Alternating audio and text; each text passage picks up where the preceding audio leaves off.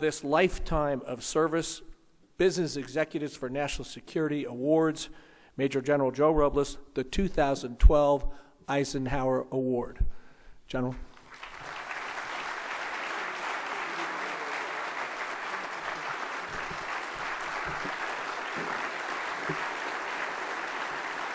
Thank you all very much. Thank you all.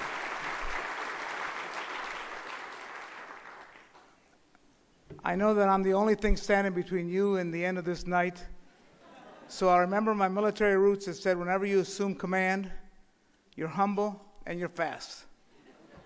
So I'll try to just breeze through this pretty quickly, but there's a couple points I'd like to make, and I'm listening to my longtime friend Jay Johnson tell me, former CNO, get off the stage quickly and quit while you're ahead. And I am ahead because I never expected in my wildest imagination that I would ever be standing in a podium like this, talking to a group of people like this, following other award winners of the Eisenhower Award that were a who's who of American history.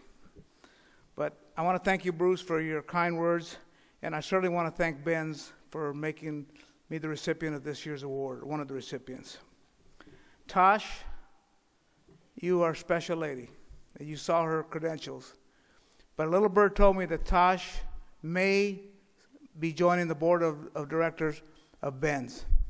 And all I'll tell you, knowing her for a long time and being on our board, she is insightful, she's got character, and she's got a lot of experience, and you couldn't be a more happy bunch if you appoint her to your board of directors. So I hope that happens, Tosh, and thank you for all your kind words, most of which weren't true.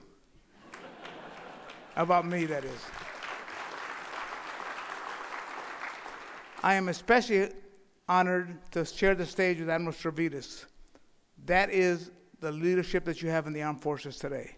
If you go back and are in awe of all the things he has done and all the things he has done for this nation, wearing a military uniform, and all the things he's done to spur on academic thinking and strategic thinking, he's a model. He is an absolute model. And sir, I am in awe of your accomplishments, and I wish you the very best into the future.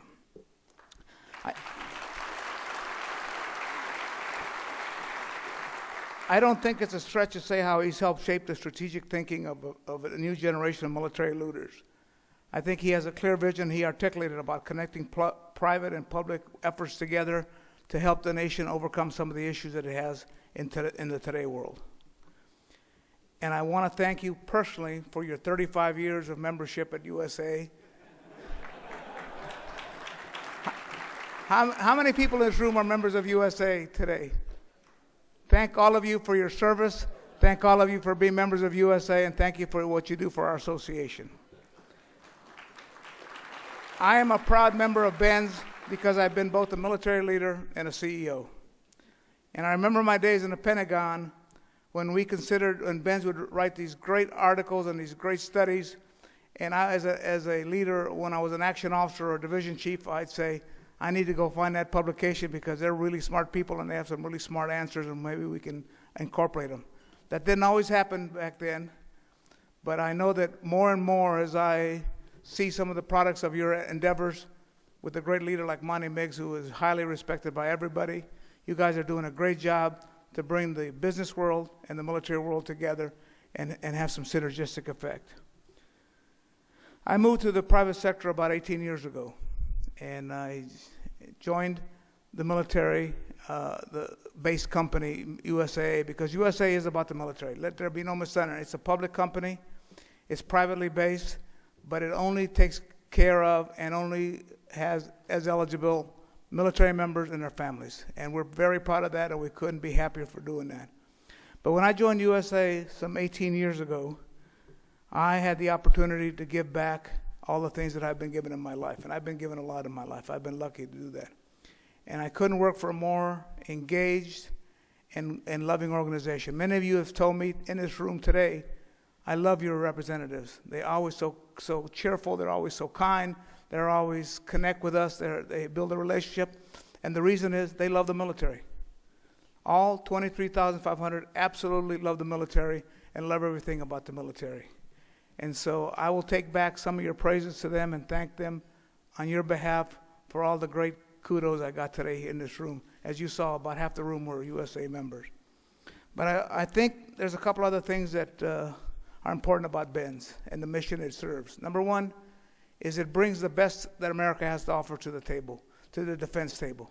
The ingenuity, the innovation, the flexibility, the agility, all the things that are extant in this great private sector of America that can be used in the military, especially today, with what's going on today with budget cuts and ceiling adjustments and all the things that are going on. The military forces of our great country need support more than ever in their history. And I've been in the military. I was in the military when we had the last big drawdown right after the Berlin Wall fell in 1989. And I went through that horrible period of decrease and adjustment. And it's going to happen again because the nation's priorities are what they are, and we need to balance the books. But I will tell you that it is essential that they have a group like BENS who supports and honors and helps the military bring the innovation to the table so that they can free up some resources for future priorities. I will say that our company, USA, a lot of you know a lot about it, but I want to spend a couple minutes just telling you how it began. And it's an interesting beginning, and it gets right to the heart of the business world. And it gets right to the heart of the fact that military leaders and military officers and enlisted individuals provide a great benefit to the nation beyond wearing the uniform and fighting the nation's wars. Back in 1922, about 25 Army officers met in San Antonio, Texas, because they could not get auto insurance for their automobiles. The big Eastern carriers said, we can't insure those military guys. They're a big risk, and now they're flying planes, and that's even a bigger risk. And so 25 Army officers met in a hotel called the Gunter Hotel in San Antonio, threw some money in a hat and said, we'll insure ourselves. They didn't know anything about insurance. They had no building. They had no expertise. They were just sure that as a team of brother officers, they were going to figure it out. And now, 90 years later in a couple weeks, we're one of the top companies in America. We're one of the strongest companies in America.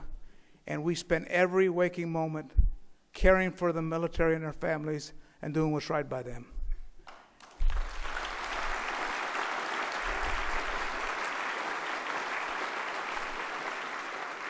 So I would say to BENS, thank you for this great honor. I don't deserve it when I look at the who's list of people before me, but I will tell you that the people in uniform, like Admiral Stavridis and others, do deserve it because they are America's future and they help the nation in so many ways. Thank you all, and now it's closer to closing time for all of you. Thank you.